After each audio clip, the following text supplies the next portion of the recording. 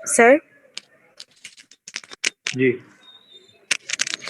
Sir ये आपने online quiz का सिस्टम रखा है, यहाँ नेटवर्क इशू बहुत होता है। अब वो क्लिक किए बिना ही आगे आगे फॉरवर्ड हो जाते हैं और सबमिट हो जाता है क्विज।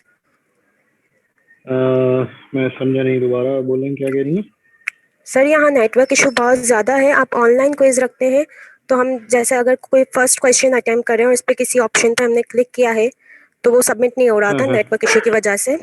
और फिर वो सारे ही हम्म। जो आंसर्स होते हैं सेम नंबर वाले ऑप्शन पे वो क्लिक होके सबमिट हो जाता है क्विज। अब आप मुझे बताएं मैं क्या करूं। मैं घर तो नहीं आ सकता कुछ लेने। सर अब अब ये ये नेटवर्क जाहिर इशू है, तो अब आप जाहिर है लोगों को सबके पता है साथ कि होता है। ऑनलाइन क्लास है। नहीं, नेटवर्क इशू है, आपको पता है कि ऑनलाइन क्लास नेटवर्क इशू मेरे साथ भी है।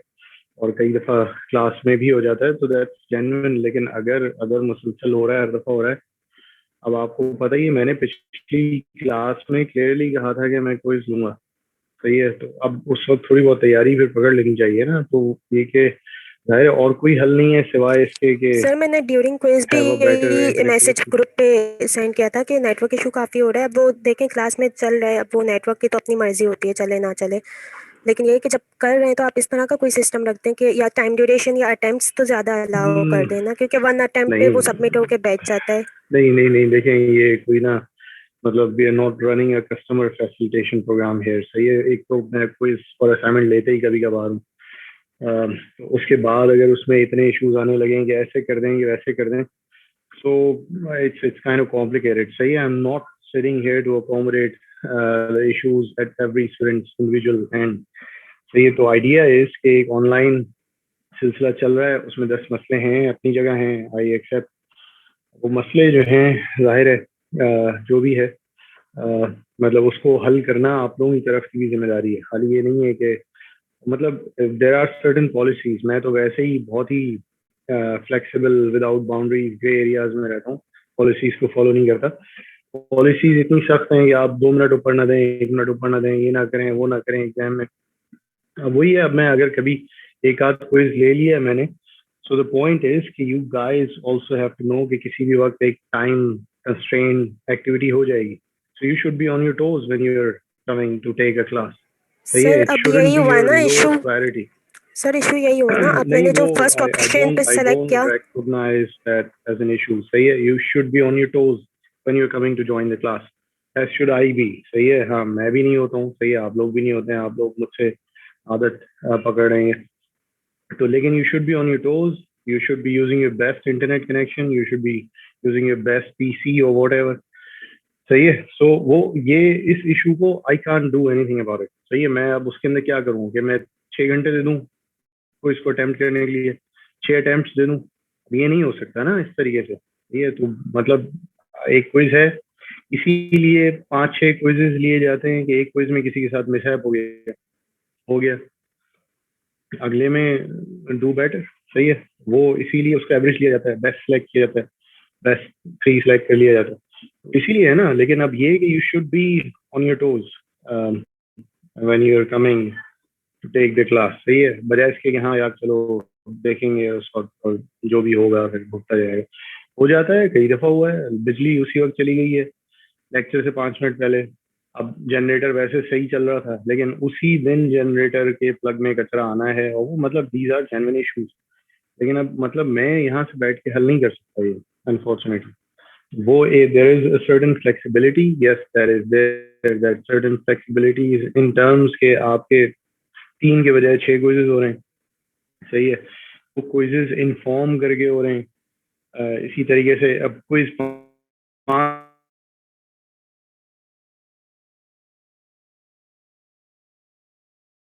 के घर जो है मैं क्विज का पर्चा पकड़ाऊँ और उसको भरवाऊँ और फिर ला कर, तो फिर इट्स नॉट facilitation program। सही है, so that's not the idea। The idea is that there is a lot of onus on your side and you should take that onus। कि आपने बहुत सारा लोड उठाना है, बहुत सारे मसले मसाइल आपने अपने एंड से सॉल्व करने हैं। So I am a little bit, frustrated and a little bit agitated listening to non-academic and non-technical issues these days। So yeah, especially from this class। So I don't really, I mean, don't push me to that level. I start saying that I don't care कि आपकी तरफ बिजली नहीं है, I don't care आपकी तरफ internet नहीं है. And maybe what I can start doing is that I can start taking free quizzes in every session. Then you would realize कि बिजली या internet ना होना कितना बड़ा मसला होता है. So there is a lot of flexibility in the system. So try to use that and try to be, let's say, thankful for that. तो वो आप लोगों को अपनी तरफ करना होगा. I am not interested in listening to this कि किसी का इंटरनेट नहीं चल रहा है. You know, half of my group is in coordination with you. Irfan is there, Bilal is there, Fahad is there, Akib is there. Say it. And if when I'm just sitting down to start the lecture and the first thing that I hear is a non-academic issue, the internet nahi chal raha hai, that's the last thing that I want to listen to. Say it. If you can't have a good internet, if you can't have, if you can't be on your toes, maybe you don't deserve to be in the class. So next time, put in your best internet connection before you come to join this class. So that's supposed to be on to you, not on to me. Okay, तो पिछली दफा ये बात हो रही थी कि हम modelling of noise MOSFET circuit में तुम लोगों ने थोड़ा बहुत देख कर आना था. हमने थोड़ी बहुत थर्मल नॉइज की बात करी थी, थोड़ी बहुत फ्लिकर नॉइज की बात करी थी. इसी तरीके से हमने ये भी बात करी थी कि नॉइज इज स्टैटिस्टिकल प्रोसेस जो कि हमें इस लंबे अरसे तक ऑब्जर्व करके पढ़ना होगा. फिर ये भी बात हुई थी कि तुम लोग खुद से देख कर आओगे कि फ्लिकर नॉइज किस वजह से होती है. आज क्विज जो था उसमें एक आध सवाल इसी से रिलेटेड था. सो आई होप के फ्लिकर नॉइज का रीजन जो है वो लोगों ने सही ढूंढ लिया होगा. So what do you think flicker noise is there because of कि क्या ऐसा रीजन है कि फ्लिकर नॉइज जो है is there in MOSFET circuits. तो ऐसी क्या चीज है MOSFET में. देखो ब्राउनियन नॉइज या थर्मल नॉइज का हमने रीजन ढूंढ लिया था. फ्लिकर नॉइज का मैंने तुम लोगों को छोड़ा था और इसीलिए आज एक सवाल भी पूछ लिया. तो क्या क्या रीजन मिला, कुछ रीजन मिला why there is flicker noise in MOSFET circuits. So if I draw a MOSFET, let me draw an NMOS. So this time I have to be a little bit accurate.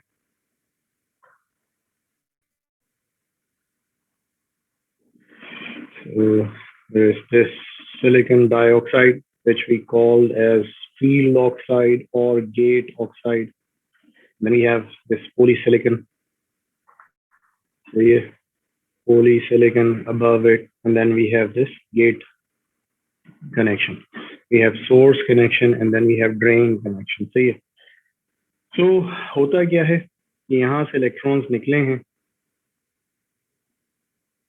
और ये electrons इस तरफ जा रहे हैं. When we are obviously talking about an NMOS के source से निकले हैं इलेक्ट्रॉन, यहाँ ग्राउंड है, obviously VD is larger than 0, तभी इलेक्ट्रॉन इस तरफ जा रहे हैं. तो अब हो क्या रहा है कि when I receive electrons at the drain terminal, I see कि कभी उसमें मतलब there is a noise and there is a low frequency noise. यानी कि slowly कभी ज़्यादा हो जाते हैं, slowly कभी कम हो जाते हैं, slowly ज़्यादा हो जाते हैं, फिर कभी कम हो जाते हैं. What is actually happening? There is a slow process जो कि कभी कुछ इलेक्ट्रॉन्स को खा जाता है और एकदम से कुछ कभी अगले टाइम पर जिन इलेक्ट्रॉन्स को खाया होता है उनको उगल देता है. तो अगली दफा जो है नॉर्मल इलेक्ट्रॉन्स के मुकाबले में ज्यादा इलेक्ट्रॉन्स आ जाते हैं. तो कभी कम आ रहा है, कभी ज्यादा आ रहा है. सो this is happening at different frequencies. Of course it's a random process. मतलब 1 किलोहर्ट्ज पे भी ये प्रोसेस चल रहा है, 2 किलोहर्ट्ज पे भी चल रहा है, 3 डबल द फ्रीक्वेंसी पे, हाफ पे भी चल रहा है. इस एक साइकिल में एक ही आया था. When you just combine everything, then you're going to see something like this, मतलब random thing. जब आप बहुत सारी frequencies को एक दूसरे पे superimpose करेंगे. तो क्या reason मिला भाई तुम लोगों को बुक में? Why there is flicker noise in MOSFET circuits? Sir कि वो दो मटेरियल्स के अंदर चार्ज कैरियर्स का कोई इशू था. हाँ, दो मटेरियल्स क्या? हाँ, कहाँ? मतलब ये MOSFET का स्ट्रक्चर सामने है, किस जगह? Gate oxide layer and silicon substrate के दरमियान. गेट ऑक्साइड ये रही, और सिलिकॉन कहाँ है भाई, ये पॉलीसिलिकॉन ये। So we are talking about this edge और दिस एज, ये वाली एज या ये वाली एज, मतलब एज नंबर 1 या edge number 2? Sir 2। Right. So edge number 2 पे ऐसा क्या हो गया मसला कि एक ये है P type substrate, this is obviously silicon and that is a different material, silicon dioxide. तो जब ये दो मटेरियल्स इनका आपने, यहाँ सिलिकॉन है और ये सिलिकॉन डाइऑक्साइड है, अब आप इधर जूम करते हैं, सही है, और जब जूम करके आप देखते हैं तो आपको नजर आता है कि सिलिकॉन में तो रेगुलर एटम्स थे, कैसे थे, यूं covalent sharing covalent sharing covalent sharing covalent sharing, सही है। तो जब आप इधर अब सिलिकॉन डाइऑक्साइड के लेवल पर आए तो इट्स डिफरेंट स्ट्रक्चर।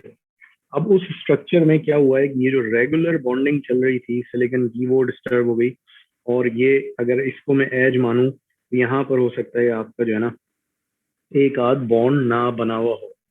अच्छा, अब ये एक आध बॉन्ड ना बना हुआ हो तो इसका नुकसान क्या है? इसका नुकसान ये कि ये जो सिलिकॉन एटम है इसका एक बॉन्ड बनने से रह गया। अब ये जितने इलेक्ट्रॉन्स इसके पास से जा रहे हैं, फॉर एग्जाम्पल ये इलेक्ट्रॉन्स आप थे और यहाँ से जा रहे थे, इनको पीछे लगा रहेगा कि यार ये मेरा चौथा बॉन्ड है, या भाई मेरे साथ चौथा बॉन्ड बना लो मिलकर सिलिकॉन डाइऑक्साइड के साथ। अब उनमें से कुछ इलेक्ट्रॉन्स होंगे जो कि ठीक ठाक स्पीड गेन कर चुके होंगे, because of what, because of electric field, यहाँ प्लस माइनस इलेक्ट्रिक फील्ड है, there's a voltage here, what is that voltage, VDS, drain higher है as compared to the source, सही है। तो इस इलेक्ट्रिक फील्ड की वजह से कुछ इलेक्ट्रॉन्स जब गुजर रहे होंगे इसके पास से तो इतनी हाई स्पीड अचीव कर चुके होंगे कि ये इसकी रिक्वेस्ट को इग्नोर करके निकल जाएंगे। जब कुछ यहीं पे जनरेट हुए होंगे अभी उससे होंगे, वो पकड़ के इनको अपने साथ बॉन्ड बनवा देगा। अब ये वाला इलेक्ट्रॉन गायब हो गया। फिर बहरहाल ये इलेक्ट्रॉन भी इलेक्ट्रिक फील्ड देखता रहा और इसको बॉन्ड बनाने के बाद एहसास हुआ कि यार ये कैसा बॉन्ड है, ये तो अजीब सी कोई एनर्जी स्टेट है, ये सिलिकॉन एटम तो नहीं है, तो मैं तो नहीं बैठ रहा था। तो थोड़ी देर के लिए उस एनर्जी स्टेट में बैठ गया था, लेकिन फिर उसको फिर निकाल के ले आती है and then eventually you get more electrons next time. पिछली दफा एक पीछे रह गया था, अगली दफा नए वाले के साथ एक एक्स्ट्रा चला आ रहा है, सही। तो दिस इज द रीजन कि ये जो इंटरफेस है where we are putting silicon dioxide over silicon, that interface is not as smooth as inside। अगर यहाँ जूम करते तो यहाँ पर तो एक रेगुलर स्मूथ लैटिस है, it's not as smooth as that. so there are certain unwanted energy states जो कि इलेक्ट्रॉन्स को ट्रैप कर लेती हैं, और वो कभी ट्रैप होकर फंस जाते हैं, कभी निकलते हैं। so there is a random behavior from electrons traveling, however this is happening at a much lower frequency। तो ये तुम लोगों ने फ्लिकर नॉइस के वोल्टेज का फॉर्मूला देखा होगा कि there is a big K, then there is this thing and then there is this thing, सही है। ये जो स्क्वायर है उसका एवरेज है फ्लिकर नॉइस का, सही है। सो this is a process dependent constant. ये हर एक का अपना अलग होता है, मतलब ये अमेरिका के लोग चिप बना रहे हैं तो ये उनका अलग है, this is a process dependent, मैं बना रहा हूँ अलग है। This is your width and length and then this is your frequency, सही है। जैसे उस दिन ये बात हुई थी कि if we go for RMS VN/RMS then this is going to be inversely proportional to the root of frequency, सही है। तो फ्लिकर नॉइस का अगर मैं अब तुम लोगों से कंट्रोल से रिलेटेड सवाल पूछूं तो फ्लिकर नॉइस का स्लोप क्या होगा पर डेकेड? अब मतलब when something is falling with square root और राइजिंग विद स्क्वायर रूट, तो क्या होता है उसका स्लोप? फॉर एग्जांपल अगर मैं बॉडी प्लॉट में पूछूं तुमसे, एक एक रोल ऑफ होता है, तो इफ आई से कि यहाँ जो है 1x से 10x यानी डेकेड, तो सिंगल पोल रोल ऑफ क्या कहते हैं? जब यहाँ एक डेकेड के लिए 20 dB का फर्क आ जाए, यहाँ से यहाँ, सही है। इसमें जब व्हेन यू सी के अगर मैं यहाँ कह दूँ फ्रीक्वेंसी चेंज हुई है 1 हर्ट्ज से 10 hertz, how much do you think flicker noise would change? 20 dB, 10 dB, 6 dB और what? अगर कोई हजरत कैलकुलेटर पे करके निकाल दें या अगर ऐसे ही याद हो तो चलो थोड़ी देर में इसका जवाब फिर अभी देना मुझे। कर लो अपने पास calculation, it's a very simple and small calculation.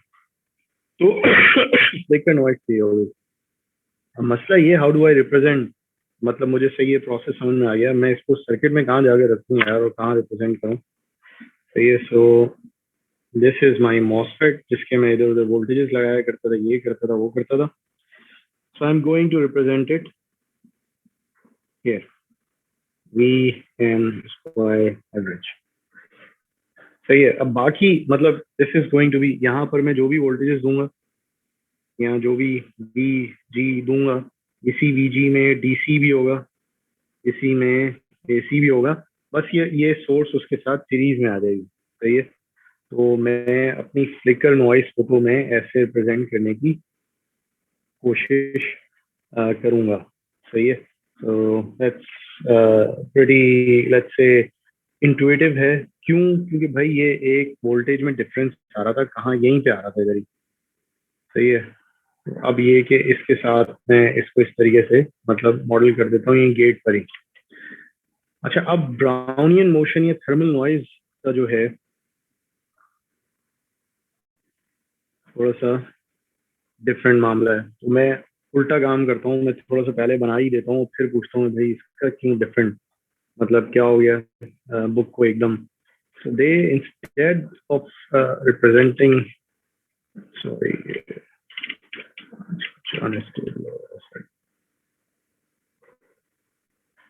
so instead of representing it using a voltage here, they represent it using a noise current.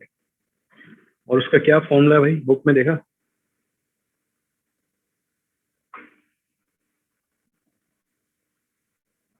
Exact formula नहीं पता तो चलो मतलब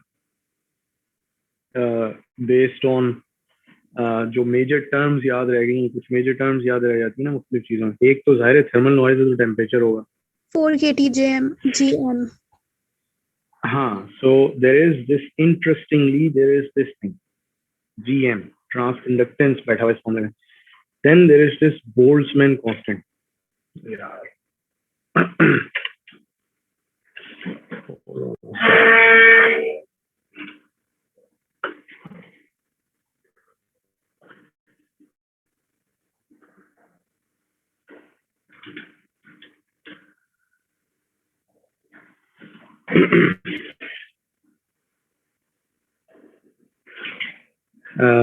and then there is a constant term again, 4 by 3 or 3 by 4 perhaps. So there is this constant term जो कि again process dependent है. There is this Boltzmann constant, temperature है, thermal noise है, and then there interestingly there is GM in this.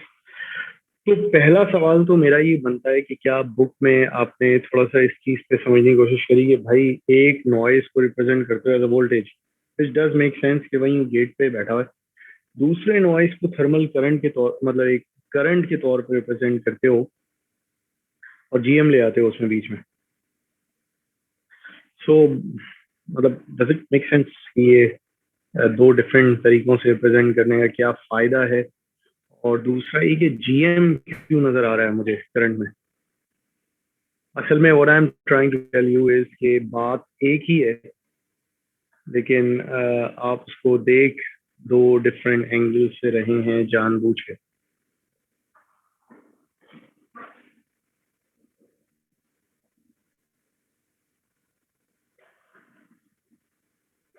अच्छा चलो, तो मैं इस सवाल को यूं पूछ लेता हूँ कि एनमॉस से गेट से बी गेट से आईडी में आना हो, बीच में कौन सा पैरामीटर आता है भाई? R1. Not really, I mean GM ही आता है ना बीच में। मतलब आप गेट वोल्टेज को आप GM से मल्टीप्लाई करें तो क्या आता है? Gate to source voltage, drain current आता है। अगर मुझे ड्रेन करंट से वापस VG पर आना है तो क्या करना होगा? बस डिवाइड कर देना होगा GM से। Since this is square, so what if I try to refer it back to the gate? So I can convert it to a voltage. VNT कह देता हूँ मैं, V noise thermal क्या हो जाएगा? 4/3 KT over GM हो जाएगा। क्यों? इस पूरी चीज को मैं GM स्क्वायर से डिवाइड कर दूंगा। सही है।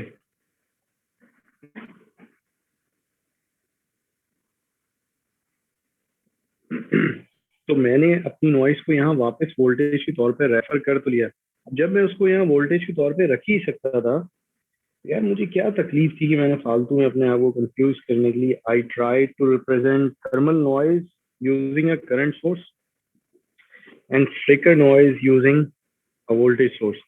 ये बुक में काफी मतलब क्लियरली लिखा हुआ है, और किसी की नजर नहीं पड़ी इस पर नॉइज चैप्टर में।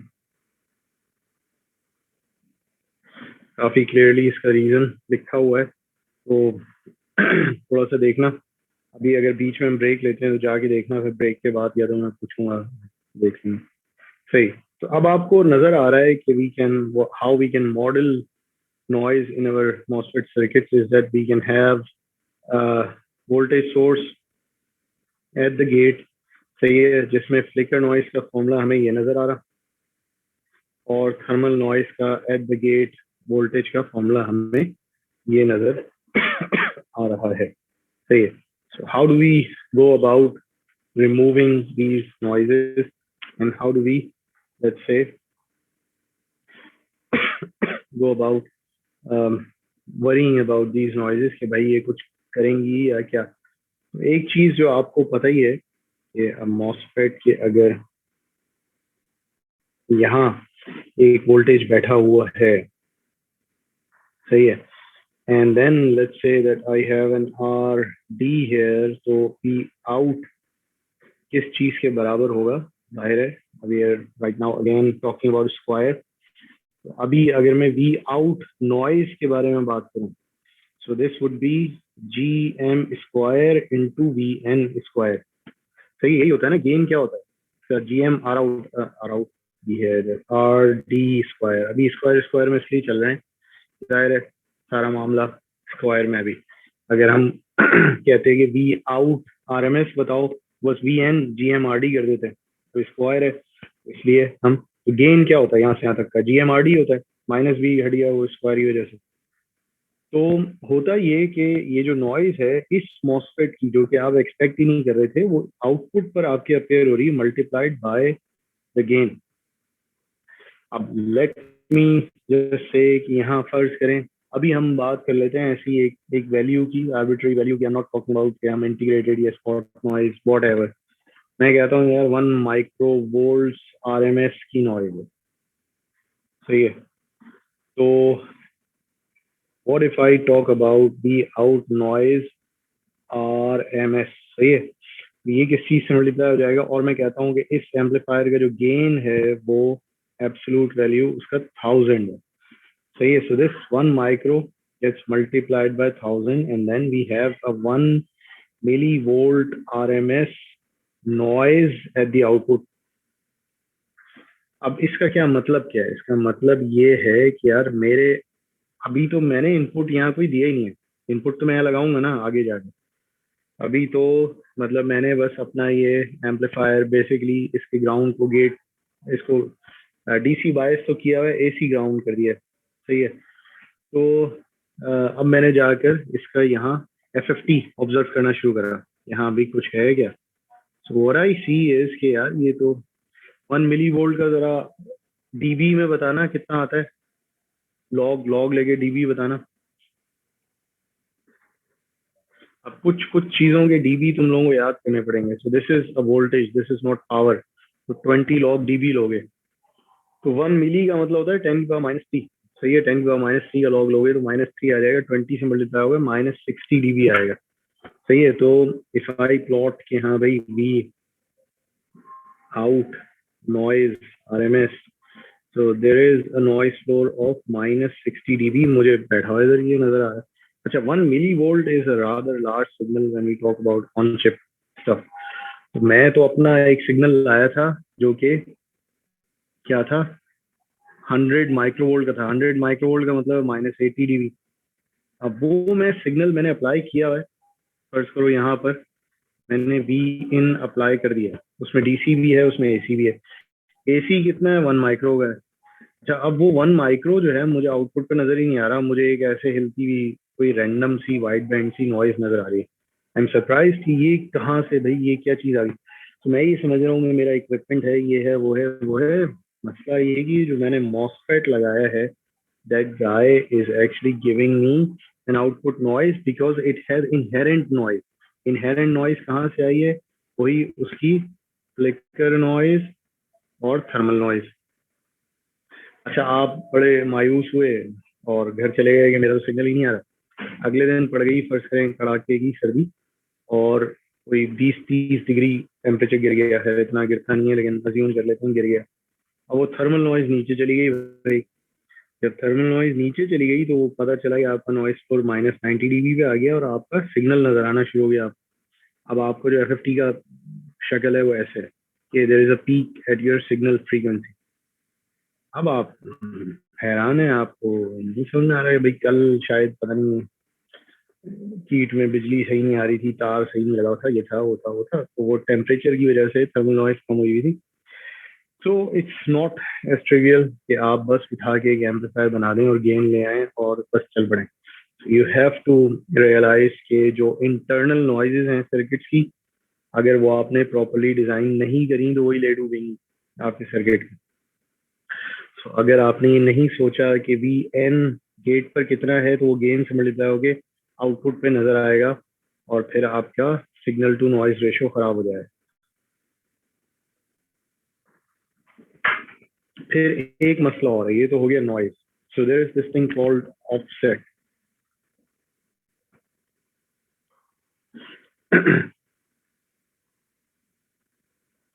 ये क्या चीज है? Sir op amp. हाँ, कौन सा ऑप एम्प है ये? किस किस कंपनी का है ये?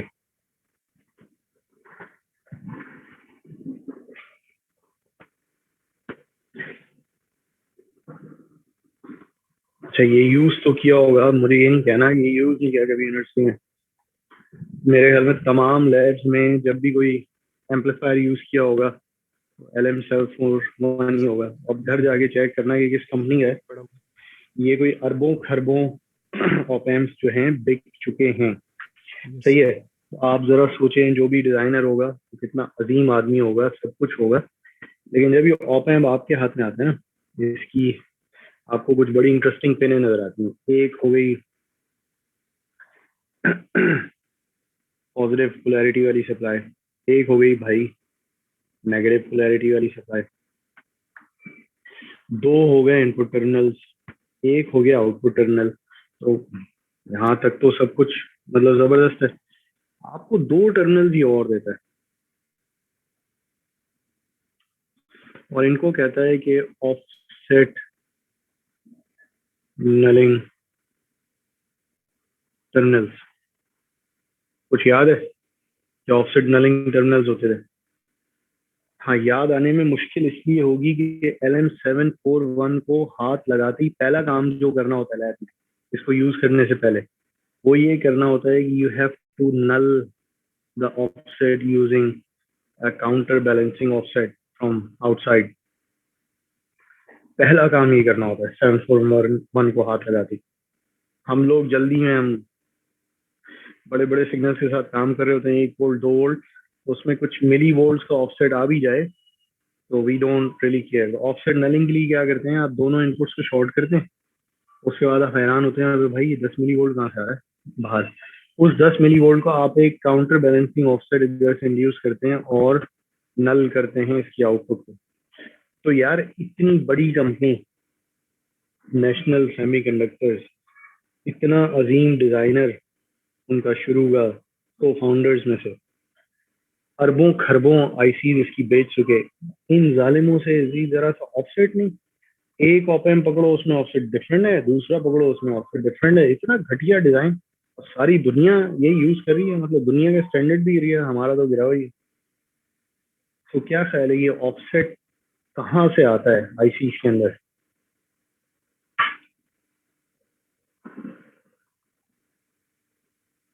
नॉइज की वजह से ये आ सकता है। नहीं, नॉइस तो एक अलग चीज है, ऑफसेट होता क्या है, ऑफसेट क्या चीज होती है? नॉइस तो चलो it's a time varying signal, offset is a DC signal, सही है। So it's a fixed skew, या एक एक बस ऑफसेट, जैसे अगर गाड़ी के स्टीयरिंग में ऑफसेट आ जाए, वो मुसलसल फिक्स तरीके से एक तरफ जाती है, सही है। तो ऑफसेट ये होता है कि आपका सिग्नल 1 वोल्ट है, उसमें हमेशा -10 मिली वोल्ट का, उस कंपोनेंट के अंदर उसमें हमेशा -10 मिली वोल्ट माइनस हो जाते हैं उसमें से। So offset is a DC thing, ये टाइम के साथ चेंज नहीं होगा, सही है। नॉइस तो फ्रीक्वेंसी डिपेंडेंट है ना, मतलब एक लो फ्रीक्वेंसी है, सही है, स्लो चेंज हो रही है। थर्मल नॉइस तो वाइड बैंड है, तेज भी चेंज होती है। Offset is a frequency dependent independent है, वो चेंज नहीं होगा। अब उस ऑफसेट को, मतलब उसका रीजन क्या है, कहाँ से आ रहा है, तो अब सर इधर डिवाइस झांकते हैं। मिसमैच की हाँ, डिवाइस मिसमैच, अब डिवाइस मिसमैच कहाँ से आ गई? सो जिसने भी बनाया डिफरेंट। होगा ये 741, उसने कोई इस टाइप की चीज करी होगी, this is your negative terminal, this is your positive terminal, सही है। अब वैसे उसने अपनी तरफ से पूरी कोशिश करी होगी कि ये दो devices obviously they are suppose to match, input devices of the differential amplifier. Issue ये है भाई कि every processing, every manufacturing process has its tolerance, जिसको क्या कहते हैं आप, +-3 सिग्मा टॉलरेंस कहते हैं, 6 सिग्मा डिजाइन जिसको कहते हैं। 6 सिग्मा डिजाइन में क्या आप कहते हैं, देखो यार, टिपिकली ना, मैं जब 1 सेंटीमीटर की लाइन खींचता हूँ ना, तो टिपिकली वो 1 सेंटीमीटर की बनती है, लेकिन कई दफा गलती से थोड़ा सा ज्यादा आगे निकल जाता हूँ मैं, और 1.1 की भी बन जाती है वो लाइन, कई दफा 0.9 पे भी रह जाती है। तो आप ये कहते हैं कि यार देखो, मेरा ना +-0.1 सेंटीमीटर का एरर है, मैं जब अपने हाथ से लकीर खींच रहा होता हूँ, and this is known as process control, and this is something worth dying for, सही है। अब आप फर्ज करें आपने एक गाड़ी खरीदी है, अच्छा, एक गाड़ी का दरवाजा आगे का और दूसरा दरवाजा, ऑब्वियसली आप दूर से देख रहे हैं, आँख से देख रहे हैं, तो बिल्कुल एक जैसे लग रहे हैं, सिमेट्रिक लग रहे हैं, लेकिन अभी आप इसको माइक्रोस्कोप के नीचे रखें, आप इसको लेजर प्रिसिशन से इसकी मेजरमेंट करें, तो आपको पता चलेगा कि दोनों दरवाजों में कहीं ना कुछ कंटोर्स में भी फर्क है, कहीं हाइट में फर्क है, कहीं लेंथ में फर्क है। क्यों फर्क है? अच्छा, ये टॉलरेबल फर्क, जाहिर है, एक दरवाजा 1 मीटर का दूसरा 2 मीटर का हो जाए तो बेवकूफ़ी वाली बात है। जाहिर है, ऐसी गाड़ी कौन खरीदेगा जिसमें देखते ही दरवाजा डिफरेंट नजर आ रहा है। हाँ, यही फर्क अगर एक मोटरवे है, एक मोटरवे से दूसरी मोटरवे में 1 मीटर का फर्क आ जाए, नोबडी वुड केयर। अब it's a matter of perspective कि आप किस चीज की बात कर रहे हैं और उसमें कितना फर्क टॉलरेबल है, कितना सिग्मा जो है आपका टॉलरेबल है, सही है। तो when we are talking about micro nano dimension devices, so obviously we're talking about an error of nanometers।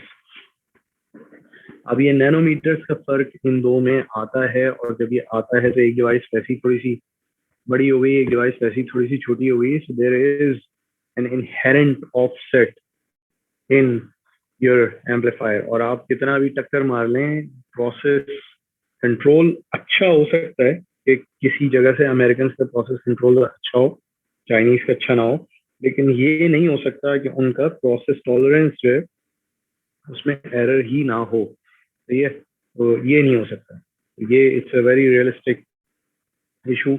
ये ऑफसेट आएगा आपका, मतलब आप आगे लेआउट वगैरह का भी हम देखेंगे, तो कई दफा डिजाइनर्स लेआउट ऐसा गलत कर देते हैं कि वो ऑफसेट आ जाता है। सो अवर let's say what we are looking forward to is cancel offset and noise of our own circuits first. पहले तो सेंसर आंसर पे तो बाद में इल्जाम देंगे कि भाई सेंसर ऐसी नॉइज फेंक रहा है, ये कर रहा है, वो कर रहा है। अब तो हमें ये खतरा पड़ गया है कि हमारे अपने जो सर्किट्स हैं, अल्लाह जानता है कि क्या नॉइज फेंक रहे हैं। पहले उससे तो जान छुड़ाई है, किस टाइप का ऑफसेट आ जाए। अब तो ये तो it looks like random process के नहीं हुआ डिवाइस मिसमैच, इत्तेफाक से दोनों मैच करके नहीं आया। इत्तेफाक से दोनों बिल्कुल, एक यहाँ गिर गया, एक यहाँ गिर गया। इत्तेफाक से एक यहाँ गिरा बिल्कुल, तो थोड़ा सा ऑफसेट आया। तो अब ये कौन कंट्रोल करेगा भाई? ये कोई नहीं कंट्रोल कर सकता। वो आपको प्रोसेस ही कह रहा है बस इससे बाहर यहाँ नहीं जाऊंगा, इससे ज्यादा इधर नहीं जाएगा, इससे ज्यादा इधर नहीं जाएगा, यहाँ अंदर कहीं टहलता रहेगा। अब मैं इसको कैसे बराबर करूंगा? जाहिर है अब इसकी हमें टेक्निक कुछ ढूंढनी होगी। This is, I guess, page number 3.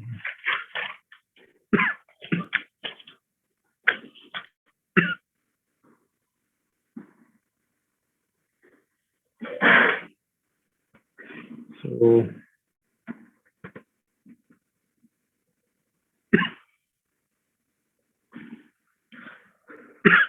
auto zeroing techniques.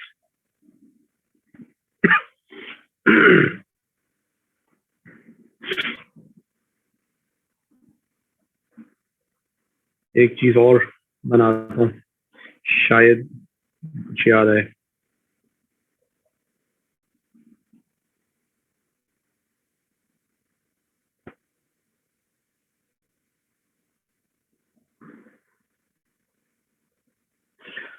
हाँ, ये सर्किट पहले देख चुके हो, लेकिन अगर याद आ रहा हो तो बताओ क्या चीज है ये?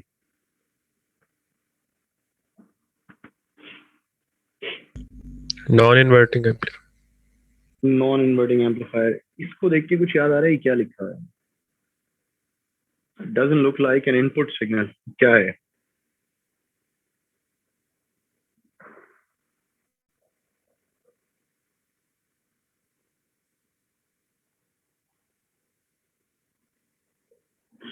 Okay, so this is offset of this amplifier, जिसको हमने, it's a very common practice कि इसको इस तरीके से मॉडल किया जाता है on the non inverting terminal. अभी there is no input in this circuit. आपने इसी का जो इनहेरेंट ऑफसेट है उसको आपने एक सोर्स के तौर पे मॉडल करा है। You are trying to find out कि आउटपुट पे ये ऑफसेट कैसे नजर आएगा। तो कैसे नजर आएगा भाई?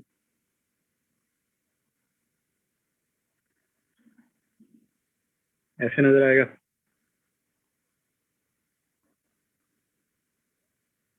तो ये जो क्लोज लूप गेन है, this can be from 1 to 100 typically, मतलब रखने वाले इससे ज्यादा भी मतलब अजमत पे जा सकते हैं, 1000 भी रख सकते हैं। और मतलब obviously you can't go above 1 million, क्योंकि 1 मिलियन जिसका ओपन लूप गेन है उससे ऊपर नहीं जा सकते। एक से लेकर 1 मिलियन के करीब आप टच कर सकते हैं। तो अब ये कितना क्लोज लूप गेन रखा है उससे मल्टीप्लाई हो गए। ये माइक्रो में आज जाना 741 की डेटा शीट पढ़ना। So you would find input referred offset कितने microvolts multiply by 100 milli volts. Output पे 1 मिली वोल्ट का आउटपुट बैठा हुआ है और आप हैरान है कि यार अभी तो मैंने कुछ किया ही नहीं है भाई, ये कहाँ से आ रहा है? सही है। तो ये तो सिचुएशन बहुत कंट्रोल में है। Now look at this circuit.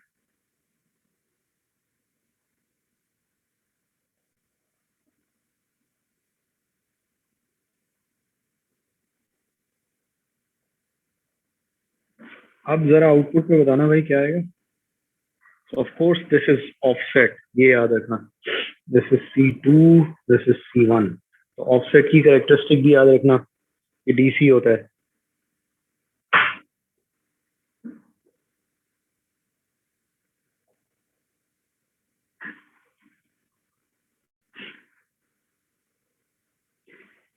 DC है, open circuit gone, open circuit gone.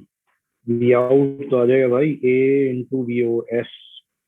A is 1 million. तो अब तो ये अगर 1 माइक्रो था, आपका तो पता नहीं 2-3 वोल्ट का तो खाली ऑफसेट बैठा है। So you really have to be careful. इसीलिए बार बार मैं कहता हूँ कि डीसी सोल्यूशन जो है ना is very critical for the circuit. अभी तक डीसी सोल्यूशन हमने इस एंगल से तो देखा ही नहीं था कि अगर ऑफसेट की ओपन सर्किट हो गया then you are going to get multiplied with the open loop gain, और उससे जो आउटपुट पर आएगा वो बहरहाल अच्छा नहीं होगा फिर आपके सर्किट के लिए.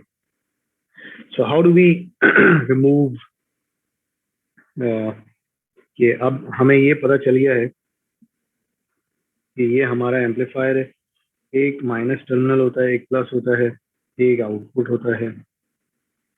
हम ऑफसेट को टिपिकली ऐसे रेफर करके देखते हैं. अब मैंने एक सर्किट बनाना है यार छोटा सा, जो भी यहाँ पे उससे कुछ होगा, इनपुट इनपुट दूंगा, इधर कोई फीडबैक नेटवर्क होगा, कुछ आउटपुट लूंगा. मैं क्या करूँ, इस ऑफसेट से कैसे जान पाऊँ? सो एनी बेसिक आइडिया, मतलब हम बनाते तो हैं अभी, लेकिन तुम कोई आइडिया बताओ कि क्या करें.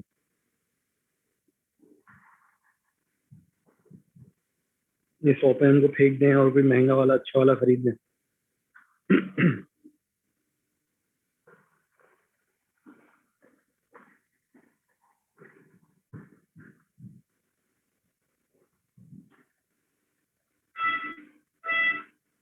कोई ऐसी आइडिया लगाओ यार एट आर्किटेक्चरल लेवल. मतलब मैं तुम्हें ये नहीं कह रहा कि सर्किट बताओ. एक पहले आइडिया ये होता है ना कि आप पहले अपनी राय का इजहार, ख्वाहिश का इजहार करते हैं. आप कहते हैं ऐसे होना चाहिए भाई, एक चीज होनी चाहिए जिस पे मैं बैठूं और वो मुझे ऑफिस पहुंचा दे, मुझे पैदल ना चलना पड़े. तो ये आपने अपनी ख्वाहिश का इजहार किया है. अब उस ख्वाहिश के नतीजे में पहले आई गधा गाड़ी, घोड़ा गाड़ी, फिर आया स्टीम, फिर पेट्रोल इंजन आया, फिर उसके साथ एसी आया, फिर पावर स्टीयरिंग आया, पावर विंडोज आई. तो पहले आप कॉन्सेप्ट तो लाए ना, मतलब ऐसे होना चाहिए. अब एक ऑफसेट है, एक बंदा है, आपको आप उससे काम करवाते हैं अपने ऑफिस में. आपको पता है कि वो बात को 2 गुना बढ़ा के, मतलब उसको अगर डायरेक्टर साहब ने कहा होगा कि जाओ डॉक्टर अफसान के पास और उनसे कहो कि इक्विपमेंट 2 रुपए का मिलेगा, तो आपको पता है कि वो आके आपको 4 रुपए का बोलेगा. तो आप क्या करेंगे? उसकी हर बात को कंडीशन करेंगे, आप उसकी हर बात को डिवाइड बाय 2 करके सुना करेंगे. तो अब आपको पता है कि एक बंदे या एक सिस्टम में, एक कंपोनेंट में एक फिक्स ऑफसेट वोल्टेज है. तो अब आप क्या करेंगे? सर इनपुट के साथ कोई सुपर इम्पोज करके डीसी वैल्यू भेजेंगे ताकि वो उसको कैंसिल आउट कर सके. हाँ, अब वैसे तो दैट कॉन्सेप्ट इज गुड, सही है, लेकिन असल में इनपुट जो है ना, वो जो आप समझे जैसे कि आपका कस्टमर है, सही है. तो इनपुट के ऊपर जिम्मेदारी डालना, बेसिकली आप अपने सर्किट में कुछ बनाएं. इनपुट तो कोई ला रहा है, कोई आपके पास ला रहा है और आपसे कह रहा है, आप उससे कहें भाई आप ये भी लेकर आए जरा, क्योंकि मेरा मसला ये है. ऐसे तो पाकिस्तान में ऐसे ही होता है, हर कोई बात ऐसी करता है कि मैं तो बहुत खूबसूरत हूँ, सर्विस मांगने आए आप मुझसे, तो आप ये भी करें वो भी करें, फिर मैं सर्विस दूंगा क्योंकि मैं तो बहुत खूबसूरत हूँ. ये अनफॉर्चुनेटली सर्किट्स में नहीं हो पाएगा. सो it's a good concept, idea सही है कि आप इस तरीके से कैंसिल कर सकते हैं, और we can't push our driver के भाई मेरे साथ ये मसला है, तुम ये बताओ. एक तो आपस में भी कोरिलेशन नहीं है, वो उसको क्या पता बेचारे को कि इधर कितना ऑफसेट है, हमें भी नहीं पता. प्रोसेस रैंडम है, एक दफा कुछ होता है, एक दफा कुछ होता है, ठीक है. अब 2-3 आपके स्टाफ है, स्टाफ एक मल्टीप्लाई बाय 2 करके बात करता है, एक मल्टीप्लाई बाय 3 करके करता है. तो आप कितनी दफा डायरेक्टर साहब से कहेंगे कि सर आप इसको डिवाइड बाय 3 करके बताया करें, तो मुझ तक सही बात पहुंचेगी. So we have to do something here within our circuits boundary. Input को हम ज्यादा टेंशन नहीं दे सकते. So the first thing is के नो योर एनिमी. पहले तो ये कहते हैं ना कि यार जिससे लड़ने जा रहे हो पहले पता तो हो ना, मतलब मंगोलों से क्यों हार गए थे? तो मुसलमानों का 2-3 कारनामे करे थे, बहुत बुरा फिर हाल हुआ था जब बगदाद का, उसमें खैर 2-3 तो क्योंकि बहुत ज्यादा आलिम फाजिल हो गए थे, फौज को फारिग कर दिया था, लड़ने भिड़ने से भागते थे, बस पढ़ाई लिखाई वाली बातें होती थी, ये तो खैर आगे के इश्यूज है ना. उनको बेसिकली मंगोल क्या करते थे कि वो घोड़े के ऊपर बैठकर तलवार वगैरह से नहीं लड़ते थे। मतलब आर्चर्स थे जो कि तेज घोड़ा, छोटा घोड़ा होता था, तेज घोड़ा होता था, और उसी पे बैठ के वो मूव करते हुए जो है तीर मारा करते थे। This was pretty new tactic for, मतलब जो है वो मिडल ईस्टर्न आर्मीज के लिए। इनका जो रास्ता रोके रखा बहुत अरसे तक वो जलालुद्दीन जो बादशाह था अफगानिस्तान में, because that guy was also from almost the same area, तो वो इनकी टैक्टिक्स को कर लेता था। तो द फर्स्ट थिंग इज कि you have to know your enemy. How do we know our enemy? Offset है। अब ऑफसेट को कहीं लाके निकाल के रखो कि कितना ऑफसेट है, पहले तो ये मालूम कराओ कि कितना ऑफसेट है। मैं इसको यहाँ से कैसे निकाल के नहीं रखूँ? ये तो this is just a conceptual representation. Offset तो सारा आउटपुट पे बैठा होगा। How do I store my offset? पहले तो मैं निकाल के रखूँ, फिर मैं सोचूं यार कि मैं किसी तरीके से ना इसको जब आउटपुट आएगी ना असल इनपुट की वजह से, मैं उसमें से सब्ट्रैक्ट कर दूंगा। सही है? तो can I use a storage element? ये वोल्टेज स्टोर करता है ना।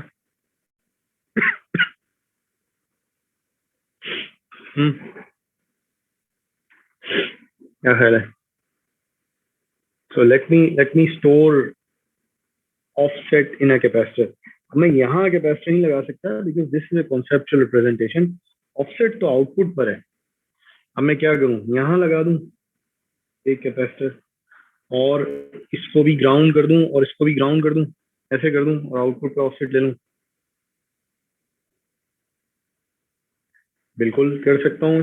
मैं क्या करता हूँ अभी थोड़ी देर के लिए कि मैं यहाँ इसको कर देता हूँ ग्राउंड। यहाँ क्या आएगा? यहाँ पर एक कैपेसिटर लगा देता हूँ। इस वक्त आउटपुट क्या आएगा आपका?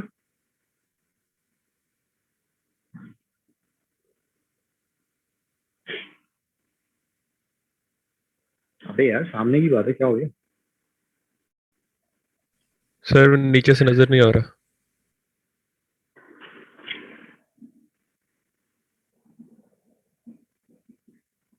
ये आएगा। अब ये ऑफसेट तो नहीं स्टोर हुआ, ये तो ऑफसेट का एम्पलीफाइड वर्जन स्टोर हो गया।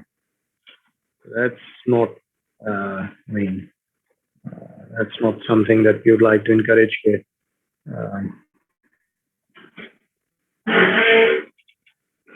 तो अब क्या करूं मैं? ऑफसेट कैसे निकाल के लाऊं? तो ये तो अच्छी हरकत नहीं हुई, हालांकि it seemed logical just a minute ago. So ए से जान छुड़ानी है। What I would like to have, एक कैपेसिटर होगा, कहीं भी होगा, मे बी आउटपुट, ऑफसेट तो आउटपुट पर ही बैठा है, तो एक टर्मिनल तो आई एम क्वाइट कॉन्फिडेंट कि ये कैपेसिटर का दूसरा टर्मिनल जहां भी लगे, एक टर्मिनल तो इस कैपेसिटर का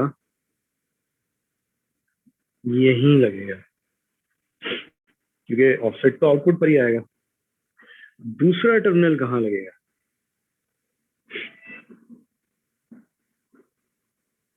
नेगेटिव पे।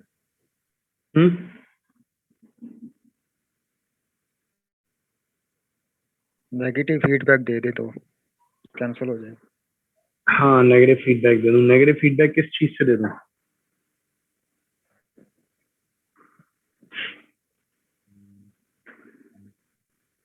अभी हम कर क्या रहे हैं कि we are just trying to know your enemy. काम कर रहे हैं। Storing offset. कैसे दूं नेगेटिव फीडबैक? क्या करूं? इधर एक रेजिस्टर लगा दूं ऐसे, इस कैपेसिटर को ऐसे लगा दूं नेगेटिव फीडबैक में? कैपेसिटर तो यार इज ओपन सर्किट अगेन, फिर वही आउटपुट पे ए वी ओ एस आ जाएगा और कैपेसिटर में A V O S store हो जाएगा। We are missing one critical point. A से जान छुड़ानी है। ए से एक एम्पलीफायर है, वो एम्पलीफायर है, जाहिर है उसका गेन है, उसके एम्पलीफिकेशन से मैं कैसे जान छुड़ाऊं? सर अटेन्यूएटर लगा दें। अटेन्यूएटर लगा दूं, अब उसके ऑफसेट को कौन संभालेगा? अभी तो मैं एक ही एम्पलीफायर लगा के पछता रहा हूँ कि इसका ऑफसेट कौन बताएगा मुझे? मैं एक और एक्टिव एलिमेंट लगा दूं,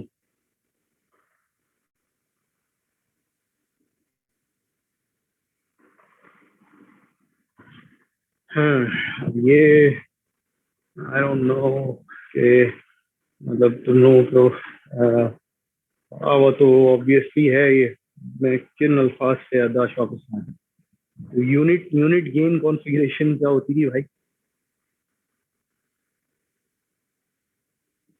अब शायद याद आ जाएगा।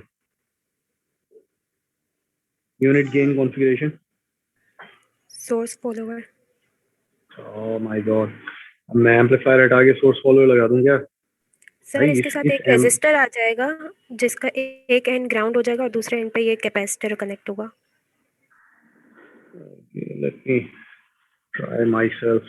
सही है, ये क्या चीज है ये?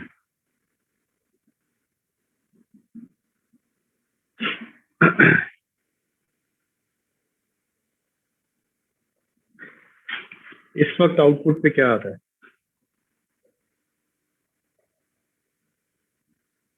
जिसमें आउटपुट शॉर्ट हो गई नेगेटिव टर्मिनल से और पॉजिटिव टर्मिनल पे एक वोल्टेज दिया है।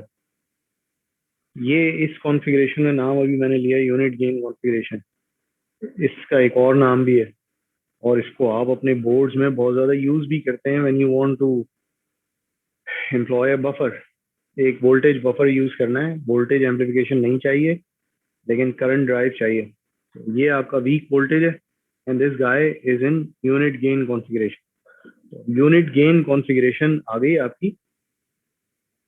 इसका आउटपुट इस वक्त बराबर है VOS के। सही है, ये this is just appearing here. अच्छा, अब ये VOS क्योंकि ये टर्मिनल आउटपुट टर्मिनल इस टर्मिनल पे शॉर्ट हुआ है, अब ये VOS इधर भी अवेलेबल है इस टर्मिनल पे और इधर भी अवेलेबल है।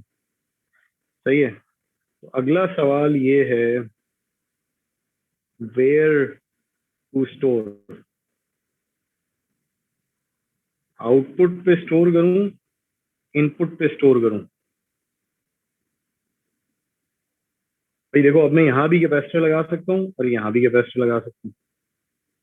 सही है, मतलब अब तो दोनों टर्मिनल शॉर्ट ही हैं ना, लेकिन फर्क पड़ेगा एक, क्योंकि मैं अपने एम्पलीफायर को मैंने हर वक्त ऐसे थोड़ी चलाना है। एम्पलीफायर से तो कोई एम्पलीफिकेशन करवानी थी, मैं तो इसको थोड़ी देर के लिए किसी तरीके से इस यूनिट गेन कॉन्फ़िगरेशन में लाया हूँ। थोड़ी देर के बाद इसको यूनिट गेन कॉन्फ़िगरेशन से हटा दूंगा। कैसे हटा दूंगा वो अभी हम देखेंगे, और कैसे लाऊंगा अभी। लेकिन conceptually you can always think maybe I would be having a few switches, कुछ स्विचेस के थ्रू मैं इसकी इनपुट आउटपुट को शॉर्ट कर देता हूँ और कुछ स्विचेस के थ्रू जाहिर है फिर इनपुट वगैरह को अप्लाई कर दिया करूंगा, तब ये हटा दिया करूंगा। तो किधर स्टोर करूं? स्टोर में कर क्यों रहा हूँ ऑफसेट? स्टोर इसलिए कर रहा हूँ कि जब मेरी रियल आउटपुट आएगी बिकॉज ऑफ इनपुट, उस वक्त मैंने सब्ट्रैक्ट करना है ये ऑफसेट। तो जो इसका अपना ऑफसेट था उसका मैंने इसको कहीं स्टोर करा। पहले मैंने पता चला लिया कि हाँ इसके अंदर कितना टेढ़पन है, फिर उसको अगली दफा उस टेढ़पन को सब्ट्रैक्ट कर दिया तो वो मामला सीधा हो गया, मतलब जो भी इसके अंदर फिक्स इशू था। सही है, सो व्हाट डू यू थिंक कि इनपुट ज्यादा बेहतर नहीं है अगर मैं इनपुट साइड पर स्टोर कर लूं और जब इनपुट आए तो इनपुट में से इतना सब्ट्रैक्ट ही कर दूं ऑफसेट, आगे वो फिर क्लोज लूप गेन में इनसे मल्टीप्लाई हुआ आउटपुट दे दे। इनपुट से उतना सब्ट्रैक्ट करके मैंने काउंटर बैलेंस करके ऑफसेट को आगे टकरा दिया और मामला सही हो गया। So what if I have a capacitor here like this, COS, which is storing VOS, and let us call this phase 1 of the circuit। तो अब ये सर्किट कुछ फेजेस में चलेगा, हर वक्त नहीं चल सकता। अब इसका फेज क्या है कि पहले तो आप इस सर्किट का टेढ़पन तलाश कर रहे हैं और टेढ़पन अपने पास लाके कहीं स्टोर कर रहे हैं। सही है, उसके बाद आप क्या कर रहे हैं कि अब आप इनपुट को अप्लाई करेंगे सब्ट्रैक्ट फ्रॉम इनपुट। आप तलाश इसको सब्ट्रैक्ट करेंगे इनपुट में से ताकि आगे जो है मामला अभी से हो जाए। अब इनपुट में से सब्ट्रैक्ट आप कैसे करेंगे भाई? तो अब phase 2 would be something like,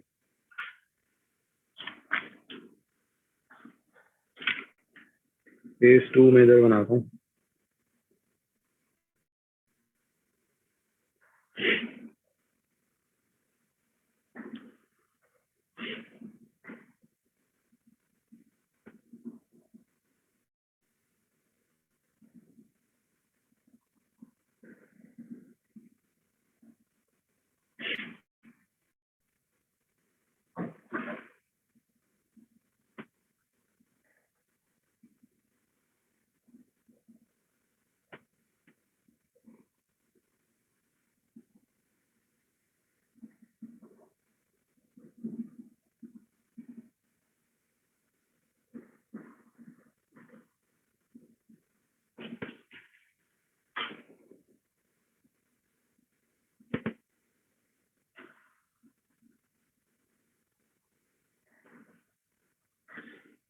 ये क्या किया अब मैंने ये किया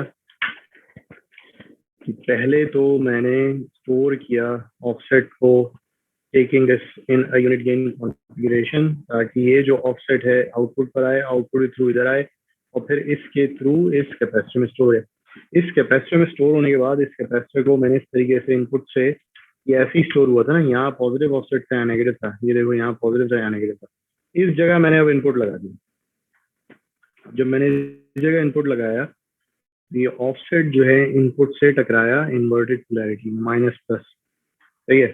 तो वो इनपुट से सब्ट्रैक्ट हो गया और आगे जो आप यहाँ पहुंचे तो V in minus V offset पहुंचा यहाँ पर।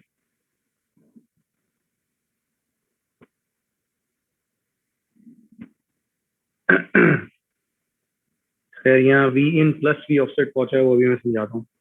और दूसरे टर्मिनल पर जो है वो आपके वी ऑफसेट ही पहुंचा होता है ए। अब वी आउट किसके बराबर है? वी आउट हमेशा से इसके बराबर रहा है कि वी पॉजिटिव पे क्या टर्मिनल है, माइनस वी, माइनस पे क्या है और A. So this is equal to V plus में है V O S minus V in minus V O S into A. ये साहब हो गए cancel and output is minus V in A. So this is what you wanted. आप offset से आपने जो इसका इंटरनल ऑफसेट था उससे आपने जान छुड़ा लिया। तो अब ये पोलैरिटी मैंने यहाँ प्लस क्यों रखी है? केवीएल कितने लोगों को याद आ रहा है?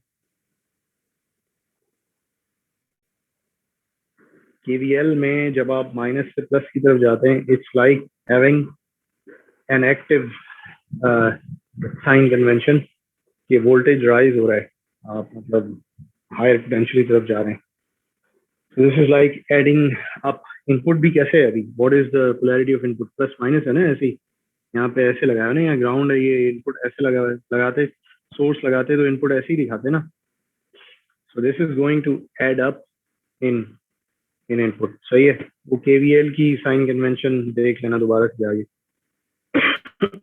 अब इस सर्किट की प्रैक्टिकल रियलाइजेशन क्या है?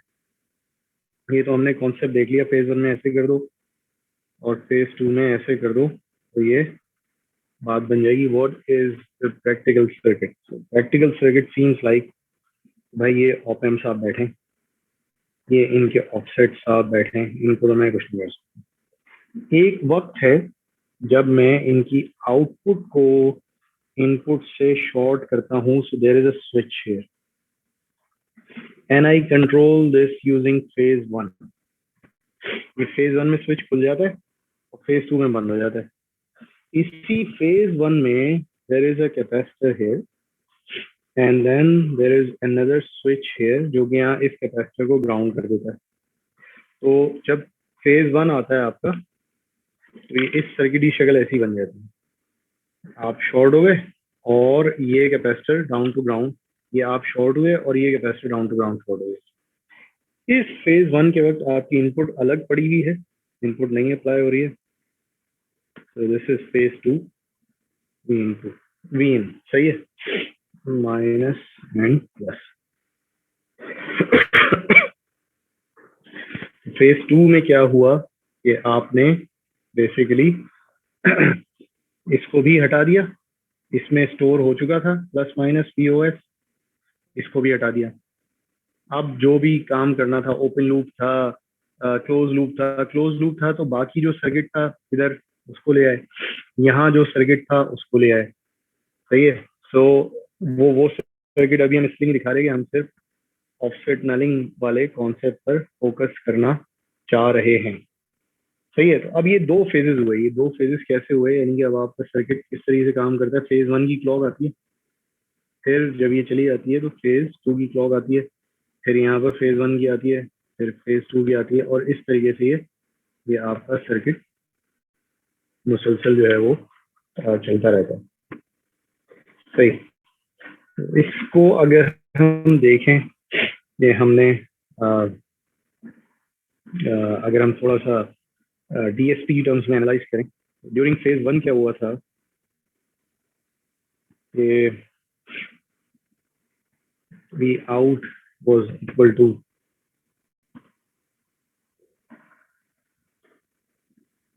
VOS, V out 1। फेज 2 में क्या हुआ था भाई, V out 2 is equal to V in sorry,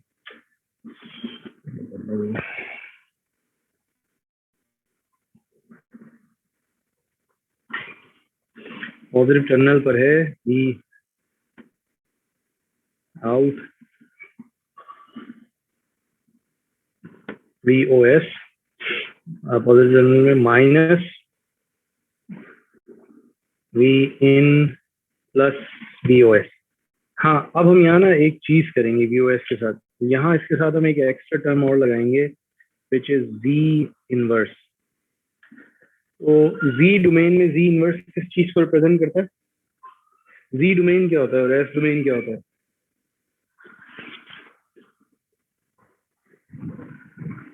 S domain और Z डोमेन में क्या फर्क है?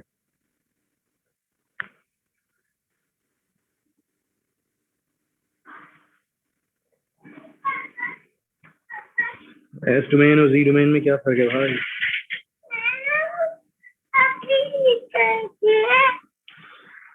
एक कंटिन्यूस टाइम होता है, एक डिस्क्रीट टाइम होता है।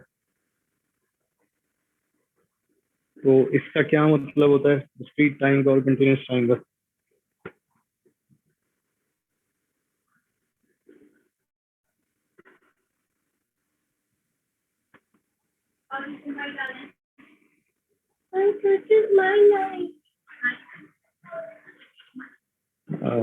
क्या वो किसी को याद नहीं आ रहा कि डिस्क्रीट टाइम सिस्टम्स क्या होते हैं या डिस्क्रीट टाइम सर्किट्स क्या होते हैं? सर इनपुट और आउटपुट्स की इंस्टेंसेस को कहते हैं, कितना आप क्या डिजिटल पॉइंट्स के ऊपर ले रहे हैं, टाइम कंस्ट्रेंट के ऊपर। आवाज बहुत ही हल्की आ रही है, एक दफा फिर से बोलेंगे सर के पॉइंट्स के बारे में बात हो रही है कि आप डिस्क्रीट पॉइंट्स के ऊपर ले रहे हैं आउटपुट्स और प्रोवाइड करें इनपुट कंटीन्यूअसली एट हाँ, एवरी। तो आउटपुट कंटिन्यूसली अवेलेबल नहीं होती, आउटपुट कंटिन्यूसली इनपुट को ट्रैक भी नहीं कर रही होती। डिस्क्रीट सैंपल्स होते हैं, आप इनपुट के उठाते हैं फिक्स टाइम सैंपल्स पे और आउटपुट उस वक्त जो है।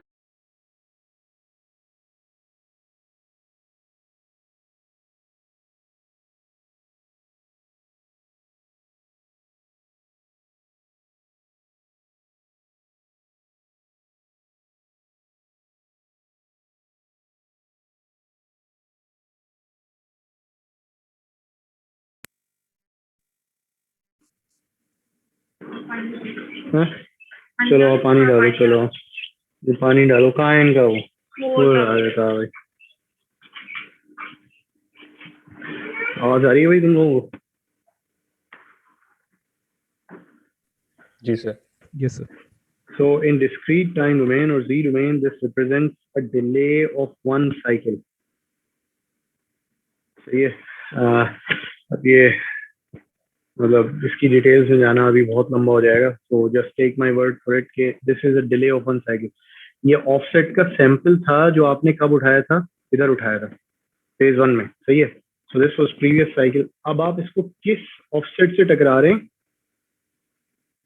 Which is the current cycle। तो current cycle में Z inverse नहीं लगता because that is not delayed और जो है पिछली साइकिल में जी इनवर्स लगता है, 2 साइकिल का डिले हो तो जी -2 जी -3 ब्ला ब्ला ब्ला ब्ला. So what is the final output? Final output is minus V in. हो गया, वो तो आपको चाहिए था. फिर ये हुआ कि प्लस VOS के साथ क्या स्लूप हुआ? VOS के साथ ये स्लूप हुआ कि current sample subtracted from the previous sample. अब मैं क्यों इसको इस एंगल पे लेके जा रहा हूँ, अभी थोड़ी देर में पता चलेगा. ऑफसेट तो is a fix thing, it's a DC thing, it's always same. तो उसका करंट सैंपल भी वही है और पिछला सैंपल भी वही है. तो जब ये आपने इसका डिफरेंस लिया है तो ऑफसेट तो कैंसिल हो गया. आप इसको इस एंगल से देखने की वजह ये थी कि अब हम इसी में अपनी आसानी लिए we are going to add noise as well. ये कौन सी नॉइज है भाई? ये वही नॉइज है थोड़ी देर पहले ही हमने कहा था कि इसकी नॉइज को, एम्पलीफाइंग नॉइज को इसके इनपुट पे रेफर कर देंगे वोल्टेज फॉलोअर. थोड़ी देर पहले हमने कहा था. तो अगर फर्ज करो कि सिर्फ ऑफसेट नहीं स्टोर हो रहा था इधर इस कैपेसिटर में, इसमें भी ऑफसेट भी कर रहे थे आप और प्लस इसकी नॉइज भी स्टोर कर रहे हैं. अब इक्वेशन की शक्ल क्या बननी थी? इक्वेशन की शक्ल बननी थी अब कि V out 2 is equal to minus V in then plus V offset 1 minus v minus 1 plus v noise 1 minus v minus 1. By the way, 1 minus v minus 1 को DSP में कहा जाता है first order high pass function या high pass filter. सही है, it's a first order high pass filter. और इसका मतलब क्या होता है कि there is a zero unit circle होता है जी डोमेन में, there is a zero here at DC. DC कहाँ होता है? जी डोमेन में at z equal to 1 on unit circle there is a 0 here. So this is a high pass function. तो आपने high pass क्या होता है कि जो चीज बहुत तेजी से चेंज होती है वो निकल जाएगी, जो स्लो है वो कैंसिल हो जाएगी. अब डीसी तो बेचारा बिल्कुल ही स्लो है ना, मतलब तो चेंज ही नहीं होता. तो हाई पास उसको तो ले डूबेगा. So a zero at DC means कि डीसी तो गया. अलबत्ता जीरो का इफेक्ट थोड़ा और भी, मतलब अब थोड़ा और भी का क्या मतलब है? If you have a noise that is low frequency जो कि डीसी की तरह स्लो है, उस पे भी हाई पास फिल्टर ठीक ठाक इफेक्ट कर जाएगा. हाँ, ये कि हाई फ्रीक्वेंसी नॉइज है, इतनी हाई फ्रीक्वेंसी है कि पिछले सैंपल में कुछ थी और अगले में कुछ है, तो दोनों का सब्ट्रैक्शन कुछ कर ही नहीं रहा. वो एक अलग बात है. लेकिन अगर पिछले सैंपल में नॉइज तकरीबन उतनी थी जितने अगले सैंपल में है, तो you can also filter the noise. आपने क्या किया कि इस सर्किट का आपने उठा के इम्प्लीमेंट कर दिया. इसको आप कहेंगे noise transfer function. So it has a high pass noise transfer function. There is a zero at DC. What is noise transfer function? Noise transfer function means के आउटपुट डिवाइडेड बाय वीएन. इसी में चलो VOS भी रख लो. तो यानी कि noise से रास्ता आउटपुट तक का क्या है? सिग्नल ट्रांसफर फंक्शन क्या होता है? सिग्नल ट्रांसफर फंक्शन ये होता है कि आउटपुट डिवाइडेड बाय इनपुट. तो सिग्नल ट्रांसफर फंक्शन इसका वैसे ही है, वन है, कोई उस पर फर्क नहीं पड़ा. नॉइज ट्रांसफर फंक्शन को आपने हाई पास फिल्टर कर दिया. आप देखें इनपुट पे कोई फर्क नहीं पड़ा था, ऑफसेट हाई पास हो गया था, नॉइज भी हाई पास हो गई थी. सही है. क्यों हुई थी? उसकी वजह ये थी कि पहले आपने एक सैंपल स्टोर किया था पिछला, और अगली दफा उस सैंपल को आपने खुद से सब्ट्रैक्ट किया था. तो इस वजह से जब आपने दो को रिलेटेड सैंपल्स को आपस में टकराया है, so you are able to implement high pass function. इसको हमने क्या नाम दिया अभी? Auto zeroing of our own offset of our own noise. ये भी हमारे लिए काफी बड़ा मसला था कि हम तो ये परेशान हो गए थे, यहाँ हमारा अपना फिगड़ी नॉइज डालने लग गया. ठीक है. सो ये तो था वोल्टेज डोमेन में ना. थोड़ा सा एक चक्कर अब मैं तुमको देता हूँ, थोड़ा सा हम वोल्टेज डोमेन में आते हैं, फिर हो सकता है या तो क्विज लूँ या वैसे ही सवाल पूछूं. तो कैंसिलिंग ऑफसेट इन करंट डोमेन. सही. तो एक टेक्निक ये भी है. अब इस टेक्निक का अभी तक देखो हमने क्या किया. हमने कहा वी ऑफसेट है, वी ऑफसेट का पुराना सैंपल है, ये वोल्टेज है, वोल्टेज है, वोल्टेज हो गया, वॉट एवर, सही है। अब हम ही कह रहे हैं यार उसको वोल्टेज बनने से पहले ही कहानी खत्म करो, वोल्टेज बनने से पहले कहानी खत्म करो, ये मतलब ये कॉन्सेप्ट आ कहाँ से रहा है? मतलब कि वोल्टेज जाहिर है फिर करंट ही रह गया, तो करंट डोमेन में आप कहाँ चले गए? मतलब अगर थोड़ा सा आप गौर करें तो आपको समझ में आ जाएगा कि आप मॉसफेट के किस तरफ से निकल के किस तरफ चले गए।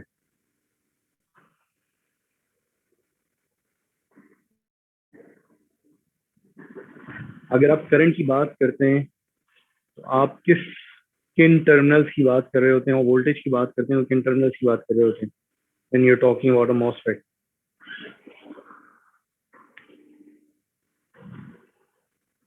Sir voltage gate to source होगी और करंट ड्रेन टू सोर्स। हाँ, मतलब गेट टर्मिनल पे करंट की बात करना है माफ करें, डायरेक्ट गेट पे तो करंट नहीं फ्लो करने वाला, तो गेट टर्मिनल पे वोल्टेज की बात हो सकती है हर। हाँ, सोर्स और ड्रेन पर you can talk about current and you can also talk about voltages, लेकिन अगर आपने करंट की बात करनी है तो ड्रेन या सोर्स, जो करंट होता है मॉसफेट का, जो इक्वेशन लिखते हैं हम सब कुछ करते हैं, ड्रेन करंट की होती है। सो हमने अपने आप को गेट से उठा के ड्रेन पे रख दिया। It's the same thing.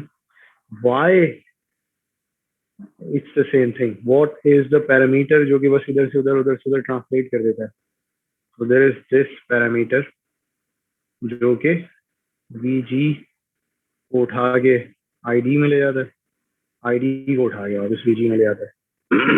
ठीक है, तो घूम फिर कर वी हैव अ पैरामीटर जो कि उधर भी रेफर कर सकते हैं हम, गेट पे भी और ड्रेन पे भी रेफर कर सकते हैं। तो अब क्यों जबरदस्ती इधर रेफर किया जा रहा है वो देख लेते हैं हम।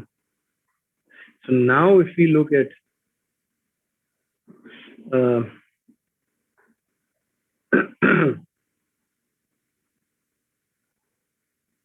a transistor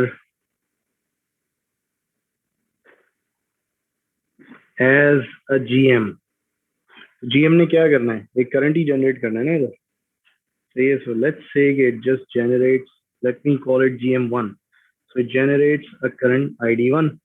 अब ये अभी हम क्या कर रहे हैं कि अब मतलब GM कहाँ से आ रहा है? GM आपकी इनपुट डिवाइस का ट्रांसकंडक्टर है, तो आपका वोल्टेज उसी पे जाके लगता है, तो अब आप ट्रांजिस्टर की जगह एक ब्लॉक सा दिखा रहे हैं जानबूझकर। तो उसने एक करंट जनरेट करना है और वो ऑफसेट करंट ही होना है, क्योंकि it is being generated because of the offset voltage. अब वो ऑफसेट करंट अगर मैं किसी तरीके से फिर जान छुड़ा लूँ, कैंसिल करा लूँ, कुछ कर लूँ, अब उसकी वजह क्या है? उसकी वजह ये है कि किसी साहब ने शिकायत कर दी है, भाई बड़े बनते थे, इनका तो सर्किट फेज 1 में चलता ही नहीं है भाई साहब, ये तो 2 फेजेस हैं, उसमें से आधा टाइम सर्किट चलता है, आधा टाइम चलता नहीं। मतलब बड़े अजीम लोग हैं, हम इसमें बता रहा हूँ, यहाँ ऐसे ऐसे अजीम लोग बैठे हैं जो कि आप सारा काम कर करा के और वो सारी करके जाएंगे जस्ट टू मतलब degrade you, just to prove के वो दे आर टू कूल। वो किसी बहुत ही बड़ी चीज का नाम ले लेंगे, मतलब क्या बड़ी चीज? भाई नासा में तो ये होता है, अबे नासा ऐसा कभी मतलब स्पेलिंग भी नहीं आती होगी, लेकिन बात ऐसे कर देंगे आपको ना डिस्प्रूव करने के लिए कि तो इस टाइप की बात कर देंगे वो, भाई आधे टाइम तो सर्किट ही नहीं चलता इनका, ये देखो ये। अच्छा, वो उधर आप बैठे होंगे किसी बोर्ड ऑफ गवर्नर्स की मीटिंग में, मतलब सीनियर लोग बैठे होंगे, चेयरमैन बैठे होंगे, डीजीज बैठे होंगे, वो भी सारे सरे लाने लगेंगे, यार ये तो वाकई में आधा टाइम सर्किट ही नहीं चलता, ये तो 50% एफिशिएंसी है, तो ये तो पावर गज है। अब आप उनको समझाने लगे, देखें ऐसे ये वो, मैं कहाँ से वो सैंपल उठा के ले आऊं? अच्छा, मैं ऐसे कर देता हूँ कि ये साइकिल बिल्कुल छोटी सी कर देता हूँ, इसको मैं पूरा बड़ा कर देता हूँ 90% ऑफ द टाइम। अब नहीं समझ में आना, अब आप टेक्निकल। अच्छा, वो साहब वो हाथ झाड़ के उठेंगे, उनका तो काम बन रहा नहीं था, उन्होंने आपका भी तो बोल दिया, असल में काम आप कर रहे थे। तो बहुत ही मतलब माशाल्लाह से, तो इसी टाइप की किसी ने जाके शिकायत इस प्रैक्टिकल सर्किट की लगा दी कि भाई ये तो चलते नहीं आधे वक्त, तो मतलब it's a very discrete time circuit, तो हमें नहीं चाहिए भाई ऐसा, मतलब वी नीड सर्किट जो कि चलता रहे और हमें एक ऑफसेट कैंसिलेशन जो है वो मिलती रहे। तो आपके पास एक आर्ग्यूमेंट था, आपके पास एक आर्ग्यूमेंट ये था, अच्छा यार मैं एक काम करता हूँ, देखो फेज 1 आएगा एक दफा, और फिर फेज 2 आता रहेगा आता रहेगा आता रहेगा, फेज 2 ही आता रहेगा, सही है। मैं थोड़ी देर के बाद फिर फेज 1 लाऊंगा दोबारा, क्यों? क्योंकि मैंने यहाँ एक ऑफसेट एक दफा स्टोर कर लिया है कैपेसिटर में, so that's going to hold that value for a certain period of time. हाँ, लेकिन मसला ये है कैपेसिटर क्योंकि सिग्नल पाथ के बीच में आ गया है, सो देयर इज पॉसिबिलिटी कि ये आपको काफी जल्दी फेज 1 लाना पड़ेगा। ये तमाम बातों को सोचकर आपने कहा यार कुछ और तरीका निकाला जाए, वो तरीका निकालते निकालते आप जीएम से टकरा गए। अच्छा अब क्या करूं भाई मैं, if I want to know के मेरा मेन सिग्नल पाथ तो यही है, यहाँ कहीं वी इन आना है इवेंचुअली, सही है, जिसकी बेसिस पर आउटपुट पर एक करंट आना है, यहाँ पर कहीं मेरा आरएल होना है जिससे इस करंट ने टकरा कर मुझे क्या देना है, वी आउट देना है। वो सारी बातें तो मुझे पता है, ट्रांसकंडक्टेंस, लोड, ये वो। अभी तो मैं ये कर रहा हूँ, वीन मैंने हटाया हुआ है, इसको ग्राउंड करा हुआ है, यहाँ ये ऑफसेट रेफर किया है, this is my offset current. अब मैं इस ऑफसेट करंट को how do I use to take a snapshot of offset sample, मैं अब कैसे स्नैपशॉट लूँ?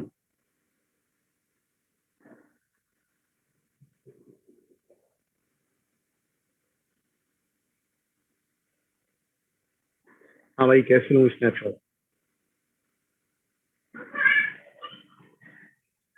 सो मैं यहाँ अभी नहीं बना रहा, late me have my capacitor है। अगर मैं इस ID1 को फ्लो करा दूं इस कैपेसिटर से, नीचे से अच्छा अच्छा, अगर मैं ID1 को फ्लो करा दूं इस कैपेसिटर से, तो इस कैपेसिटर पे जो वोल्टेज जनरेट होगा वो क्या होगा?